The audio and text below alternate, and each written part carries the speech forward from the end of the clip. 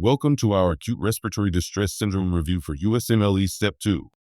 In this video, we will master the diagnostic criteria for ARDS, the underlying pathophysiology, how to distinguish ARDS from cardiogenic pulmonary edema, and the cornerstones of management, especially lung protective ventilation. Let's get started. ARDS is a clinical syndrome of acute respiratory failure with hypoxemia and bilateral pulmonary infiltrates that cannot be explained by heart failure or fluid overload. Four diagnostic criteria must all be present. First, acute onset within 1 week of a known trigger or worsening respiratory symptoms.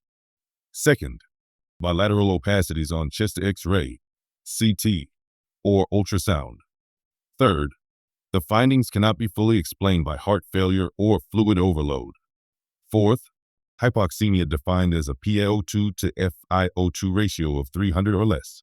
Severity is classified in intubated patients. Mild is 201 to 300. Moderate is 101 to 200. And severe is 100 or less. ARDS causes fall into two categories. Direct pulmonary injury includes pneumonia, aspiration, pulmonary contusion, inhalation injury, drowning, and fat or amniotic fluid embolism. Indirect systemic causes include sepsis, trauma, shock, acute pancreatitis, massive transfusion, which is also known as transfusion-related acute lung injury or TRALI, major burns, and drug overdose. Step 2 Pearl. Sepsis is the #1 cause of ARDS, accounting for the largest share of cases. When you see acute hypoxemia in an ICU patient with sepsis or pancreatitis, ARDS should be high on your differential. Always look for a trigger within the past week. The pathophysiology unfolds in 3 steps. Step 1. Tissue damage, whether pulmonary or systemic, triggers release of inflammatory mediators like interleukin-1 and TNF-alpha. Step 2. Neutrophils migrate into the alveoli and release cytokines, proteases, and reactive oxygen species. Step 3. This neutrophil-driven inflammation injures the alveolar capillary endothelium, producing what's called diffuse alveolar damage, or DAD. The result is leakage of protein-rich fluid into the alveoli, creating non-cardiogenic pulmonary edema. Step 2 Pearl. The pulmonary capillary wedge pressure is normal in ARDS, which is the key feature distinguishing it from cardiogenic pulmonary edema, where wedge pressure is greater than 18. Several other key processes occur. Hyaline membranes form on the alveolar surface, severely impairing gas exchange. Damage to type 2 pneumocytes reduces surfactant, leading to alveolar collapse and intrapulmonary shunting. This shunting produces the hallmark of ARDS, refractory hypoxemia that does not correct with supplemental oxygen. Hypoxic vasoconstriction in damaged areas raises pulmonary vascular resistance, causing pulmonary hypertension. In the late organizing phase, fibroblasts infiltrate and may cause permanent pulmonary fibrosis in survivors. Step 2 Pearl. Shunt physiology is the hallmark. If a patient with ARDS doesn't improve on supplemental oxygen, that's exactly what you'd expect, because the blood is bypassing functional alveoli. Clinically, ARDS presents with acute dyspnea within hours to days of the triggering event. Patients are tachypneic and tachycardic. Cyanosis develops as hypoxemia worsens. On auscultation, you hear diffuse bilateral crackles. Depending on the underlying cause, the patient may also have fever, cough, or chest pain. Step 2 Pearl. The classic vignette is an ICU patient with sepsis, pancreatitis, or trauma who develops worsening hypoxia and bilateral infiltrates within 1 week. The trigger plus the time frame plus the imaging plus the hypoxemia equals ARDS. Chest X-ray is the first imaging study and is usually sufficient for diagnosis. Findings include bilateral diffuse infiltrates that may appear as complete whiteout in severe cases. Air bronchograms are often visible. Importantly, opacities tend to be peripheral. The heart size is normal, and there are no septal or curly B lines. CT chest is more detailed and shows symmetric ground glass opacities with a gravity-dependent density gradient. Non-dependent lung regions may look surprisingly normal, while dependent regions show dense consolidation. Step 2 Pearl. ARDS versus cardiogenic edema on imaging. ARDS gives peripheral opacities with no cardiomegaly and no pleural effusions. CHF gives central parahilar edema, an enlarged cardiac silhouette, and curly B lines. On arterial blood gas, you see hypoxemia with a low PaO2 and a PaO2 to FiO2 ratio of 300 or less. Early in the disease, patients hyperventilate from hypoxia and develop respiratory alkalosis with elevated pH. As respiratory muscles tire, hypercapnic respiratory failure develops with rising PaCO2 and falling pH. The alveolar to arterial gradient is increased.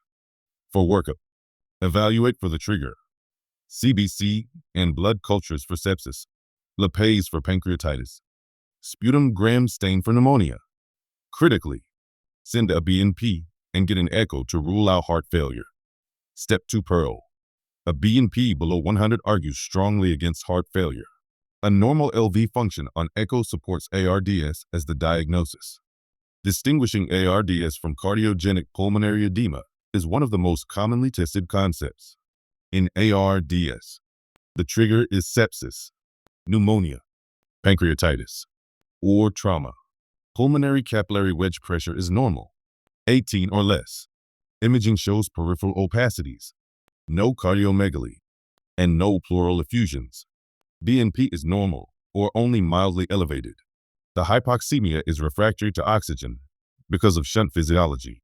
In cardiogenic edema, the patient has a cardiac history with prior MI, valvular disease, or CHF. Wedge pressure is elevated, greater than 18. Imaging shows central parahilar edema, cardiomegaly, curly B lines, and effusions. BNP is markedly elevated, often above 400. The patient responds to diuretics. Step 2 Pearl. When both diagnoses are on the table, BNP and echo are the most useful discriminators. Lung protective ventilation is the cornerstone of ARDS management and has a proven mortality benefit. The goal is to prevent ventilator-induced lung injury. Key settings: low tidal volume of 4 to 8 milliliters per kilogram of predicted body weight to prevent alveolar overdistension. Plateau pressure 30 centimeters of water or less to prevent barotrauma. PEEP of 5 centimeters of water or more for alveolar recruitment. Allow permissive hypercapnia, accepting elevated CO2 to protect the lungs. The oxygenation target is PaO 255 to 80 or SpO 288 to 95%. Step 2 Pearl. Also use conservative fluid management, often with furosemide. Treat the underlying cause and provide VTE and stress ulcer prophylaxis. Low tidal volume saves lives. For moderate to severe ARDS, defined as a PaO2 to FiO2 ratio less than 150, 3 rescue therapies are added. First, prone positioning. Placing the patient face down reduces VQ mismatch from dependent atelectasis, improves lung compliance, and has been shown to reduce mortality. The only absolute contraindication is an unstable spinal fracture. Second, neuromuscular blockade in the first 48 hours can reduce work of breathing and improve ventilator synchrony in early severe ARDS. Third, ECMO, or extracorporeal membrane oxygenation, is reserved for refractory hypoxemia not responding to other therapies. In consultation with a specialist. Step 2 Pearl. Also consider glucocorticoids in intubated RDS and a high PEEP strategy in moderate to severe disease. Let's wrap up. Criteria. ARDS requires all 4. Acute onset within 1 week of a trigger. Bilateral opacities on imaging, not explained by heart failure or fluid overload. And PaO2 to FiO2 ratio of 300 or less. Causes. Sepsis is number 1. Other causes include pneumonia, aspiration, trauma, pancreatitis, trolley, and burns. Pathophysiology.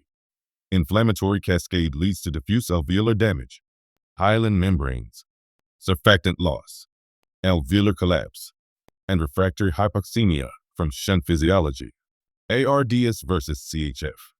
ARDS has normal wedge pressure, peripheral opacities, and normal BNP.